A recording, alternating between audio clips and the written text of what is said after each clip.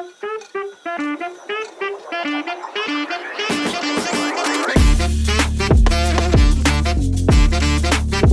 to the All Kids Can podcast, dedicated to supporting parents on their journey to nurture happy, successful children in every facet of life, particularly their journey through their education. Whether you're navigating the complexities of a recent diagnosis or you're finding that your child is struggling to have success with their learning, this podcast is for you. As a parent, you have incredible power and influence in your child's life. And with the right knowledge and strategies, you will be empowered to guide your child towards their best life. I'm your host, Christy Howarth, accredited dyslexia therapist, special education teacher, family coach, and mum of two brilliantly neurospicy kids of my own. Are you ready? Let's dive in.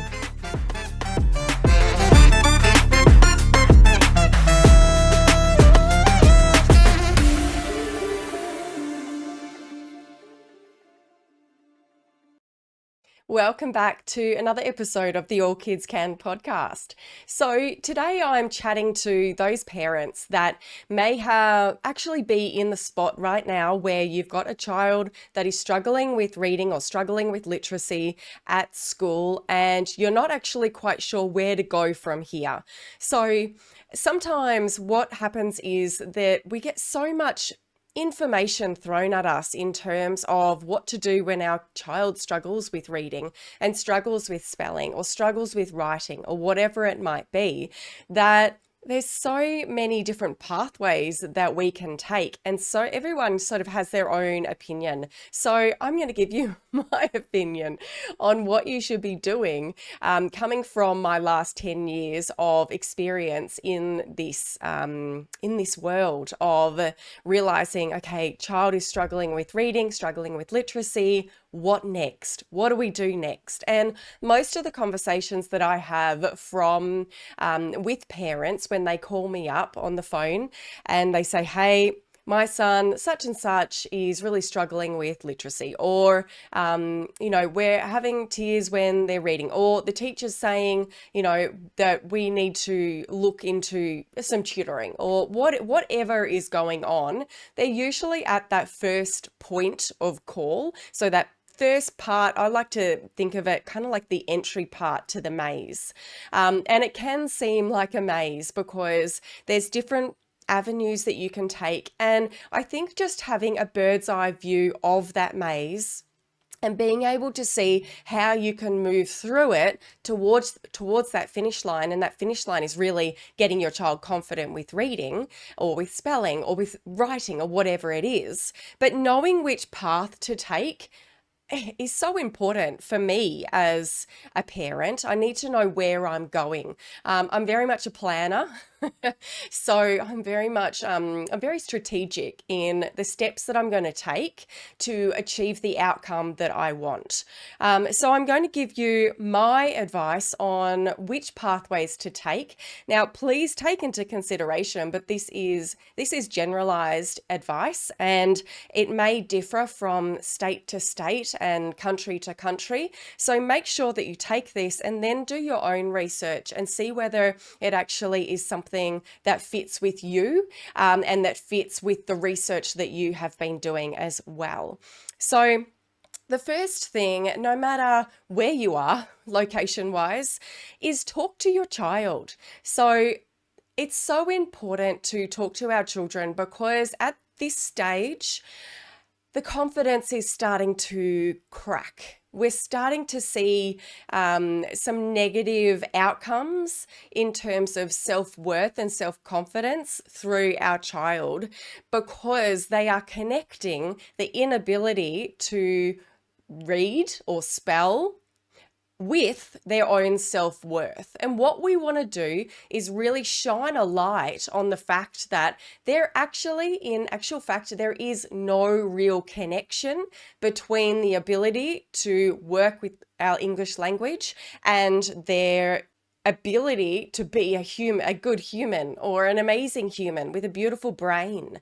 So we need to really, I think, get down to a very logical level with our kids to explain this. Now, I'm not saying that once you explain it once, they're going to go, oh, okay, yeah, no, I'm not dumb, or I'm not stupid, or thanks, mum, or thanks, dad.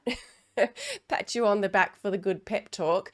This is something that is going to be planted, and with the rest of this pathway that I'm going to be talking about, particularly with the structured literacy remediation part of things, things will start to click in their brain and go, okay, yeah, maybe that seed that was planted right at the very beginning when mum was talking to me is actually true. And it's something that I want to see developed over the time. So don't expect miracles from one conversation, is what I'm trying to say. So the best way to talk to your child about their learning difficulty or their learning challenge is by really letting them know that no one has actually taught them how to read or how to spell properly yet in the way that their brain learns to read.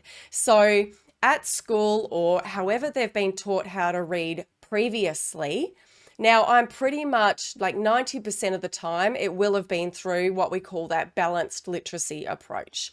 So looking at a word, looking at the picture, seeing if you can make a connection and a guess, looking at the first letter, memorizing a whole lot of sight words. That is the balanced literacy approach. And that's pretty much, I'm guaranteeing you, the reason why your child is struggling with reading.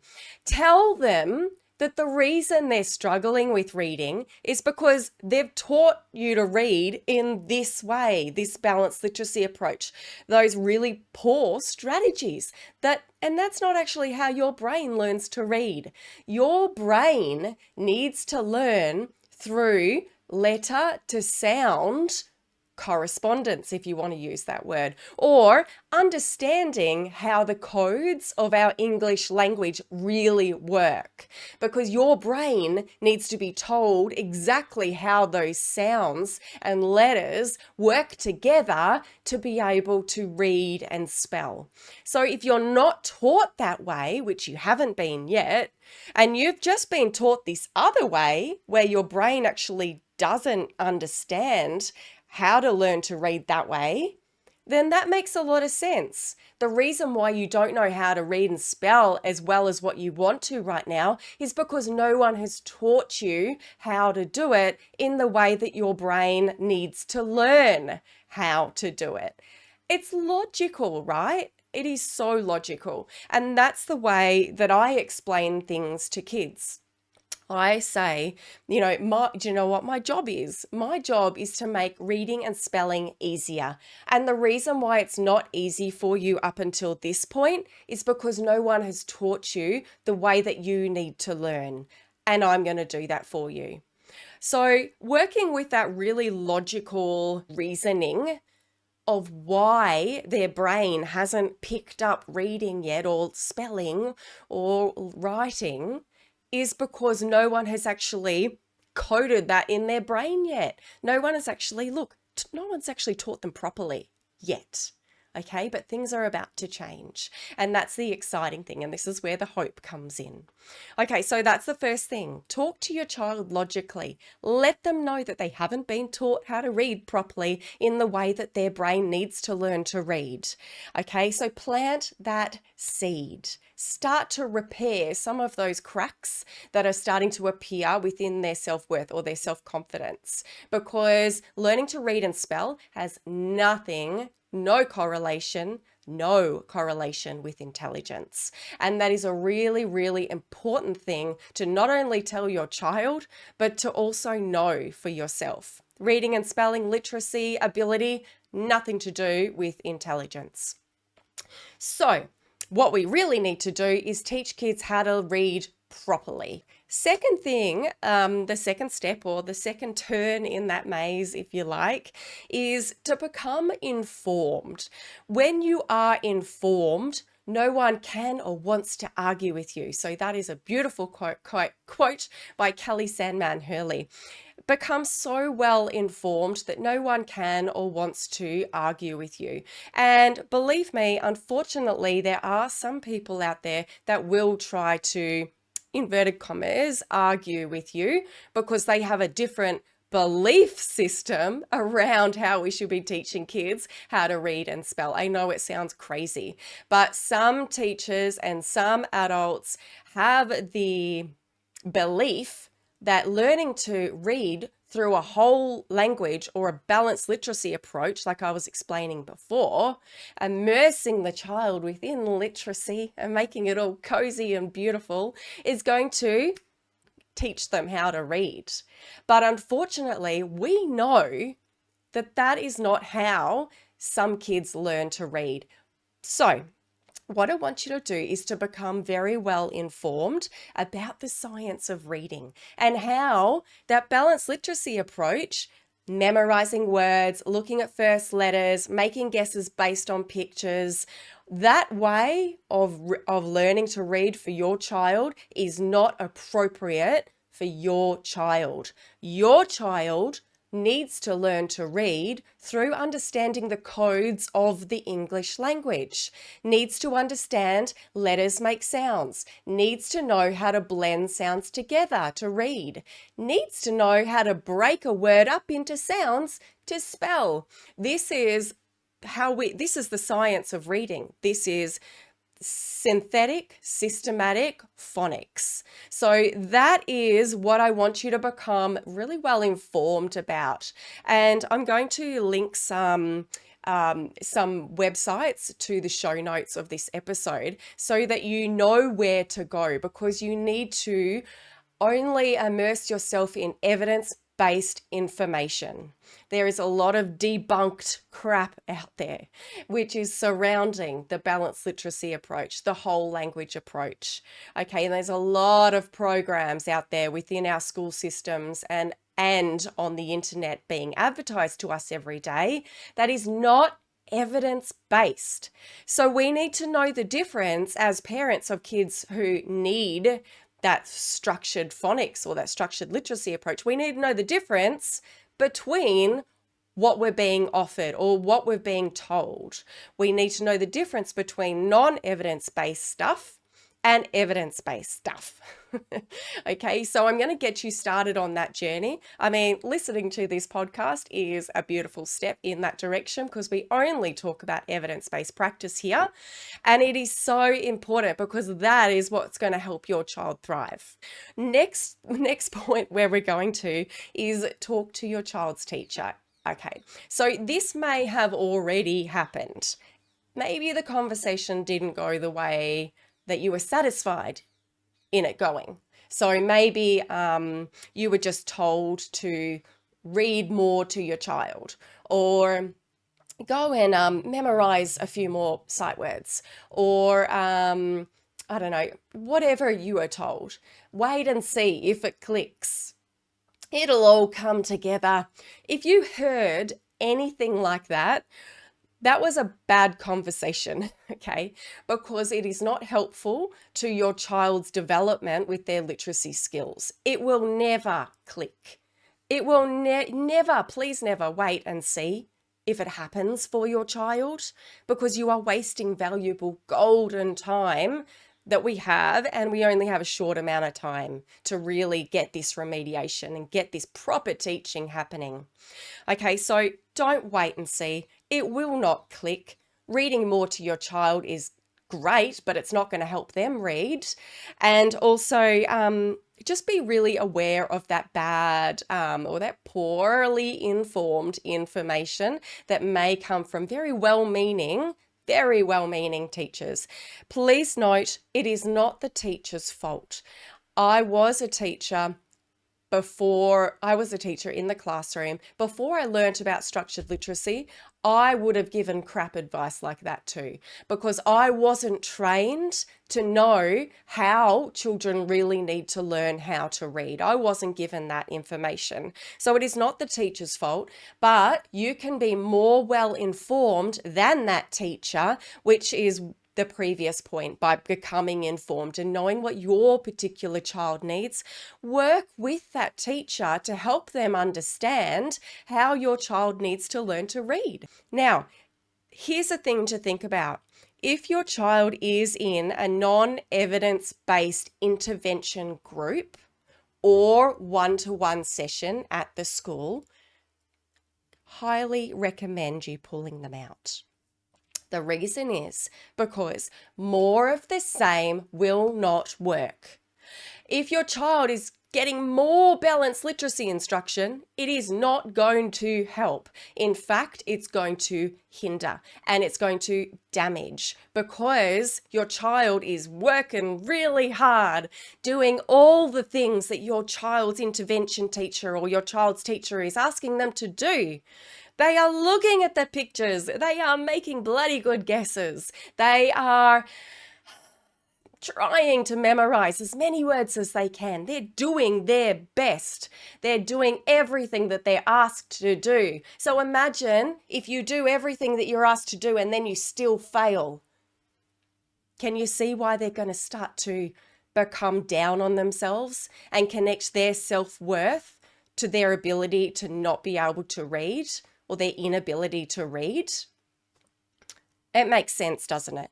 So more of the same is not what we want. Throwing as much spaghetti at the wall and seeing what sticks is not the approach that we're going for here. We need to be very systematic now, because we're already probably a little bit behind. We need to not waste any more time. We need to get back on track. And the way to do that is not through more of the same that has failed us previously. Okay, so what you're going to do next is find a structured literacy specialist. Now, I do not mean the retired teacher down the road that doesn't have any special ed training. I do not mean the high school student that's in year 12 that wants extra pocket money. I do not mean the beginning teacher who is in her first years of teaching and wants as much experience as she can when she has no special ed training. No, no, no. You need to find someone that has special education training with systematic, structured literacy. So this is a very narrow niche. You need to find it, but you can still find people out there. Lots of people do online lessons. I'm going to put another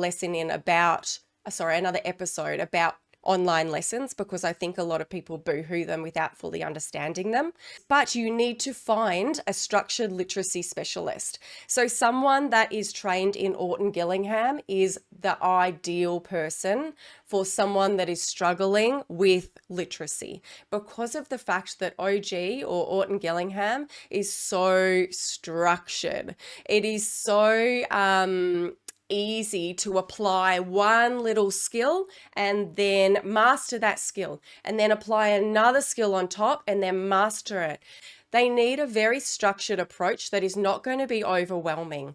So make sure that you're seeing a specialist, okay? It is a therapy. It's a language therapy, and we need to make sure that your child is now on the right path. No more time wasting, no more of the same, no more trying to remediate skills up here when we need to really solidify that foundation, okay? And a specialist that specializes in structured literacy will know how to do that. Okay, so first thing that your structured literacy specialist will do is an assessment. So your structured literacy specialist, what we do is we make sure that we are assessing their phonological and phonemic awareness. We are making sure we know exactly which letter to sound correspondences they know, which ones they don't know.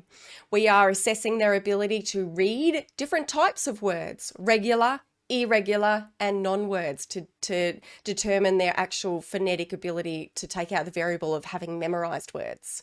Then we need to assess their ability to spell real words, real phonetic words, non-words, so that we can really, again, detect what their phonetic ability is like, taking out the variable that they've memorized the words, and spelling of irregular words. Now, there's other assessments that your structured literacy specialist might do, like looking into their fluency or their comprehension, but they are the basic, that's the basic learning profile that a structured literacy specialist will need to know to start remediating your child's learning.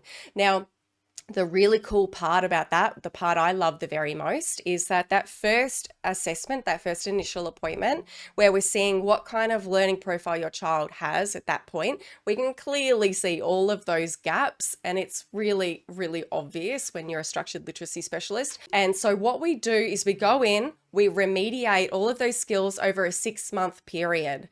And then after that 6 months, we reassess again and we party because the gains are awesome, right? And even if they're not awesome, they're improved. And the response to that remediation will determine their whether your child has dyslexia or not. So what the response to the remediation is, whether they've like just picked it all up with some proper teaching and now they're, pretty smooth sailing, or whether they're it's taking a lot longer to wire that information and to practice and go review everything that we've learnt and then add new skill review. If that process is quite slow and stagnant, it's a good indicator that your child has poor phonological processing, aka dyslexia. So after that 6 months of remediation, we've seen what response to that remediation your child has had. That is when you go to seek a diagnosis. Now, an educational psychologist will do a diagnosis, and so will a neuropsychologist. I do believe that some speech therapists do them as well in some locations. Now, some states and some countries. Now, if you try to go for a diagnosis before you find a structured literacy specialist, before you do that 6 months of intervention, if you go for a diagnosis before that, what you might come out with is what we call a provisional diagnosis. That just means that that psychologist is going to say to you, please go and find someone that practices evidence-based practice, a structured literacy specialist, and then come back to me in 6 months' time and we'll reassess again to see whether your child remains with that diagnosis. So that's kind of something that you want to know about, because you don't really want to go through that diagnostic process twice, right? Money, time.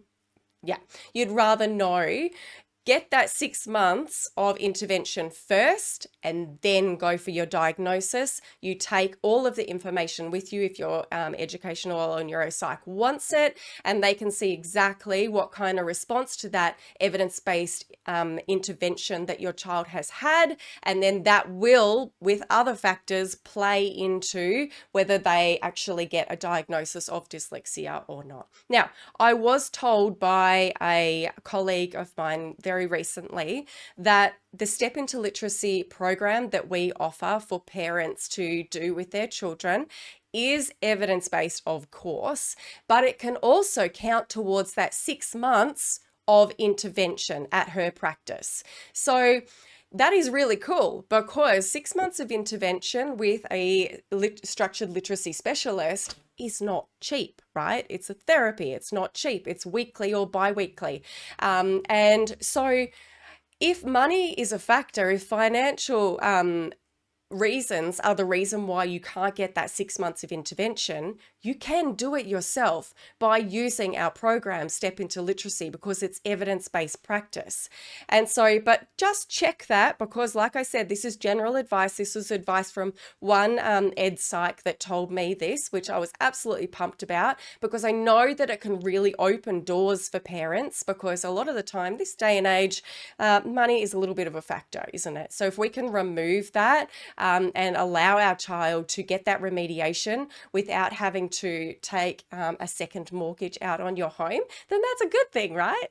Okay, so that brings me to the end of the episode. Just a quick recap: talk to your child, make it logical. It is logical. Help them understand that. Plant that seed. You will prove it to them over the time. Next, become informed. Keep listening to these kind of podcasts that are evidence-based.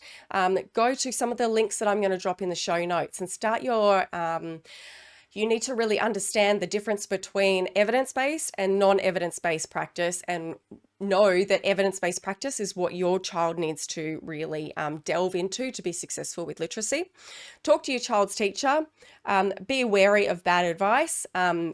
We know that it's not the teacher's fault and they are doing everything that they can do, but sometimes, unfortunately, they are lacking training, because I know that because I was, and pull them out of any non-evidence-based intervention because it can be more harmful, and more of the same is not going to work. Find a structured literacy specialist. Get them to assess your child. They already know how to do that. Get them to remediate your child's learning for 6 months. Then seek assistance from an ed psych or a neuropsych to get a diagnosis for your child. And then you will continue on with that structured literacy specialist. So you're in the right place anyway. And you're well on your journey to having a child that is going to be confident with literacy. So I hope that this episode was helpful for you. As always, reach out to me if you've got any questions. I'm always happy to help, and I will see you next week. You've been listening to the All Kids Can podcast. If you like what you've heard on today's episode, I would be grateful if you could take a minute to leave a rating or a review. Thank you for helping us grow and be visible to parents who can benefit from the information in this show. Lastly, if you're not already part of the All Kids Can community, sign up at our website for your free weekly newsletter, links to new podcast episodes, and up-to-date information on our offerings. Head to allkidscan.com.au to sign up and learn more.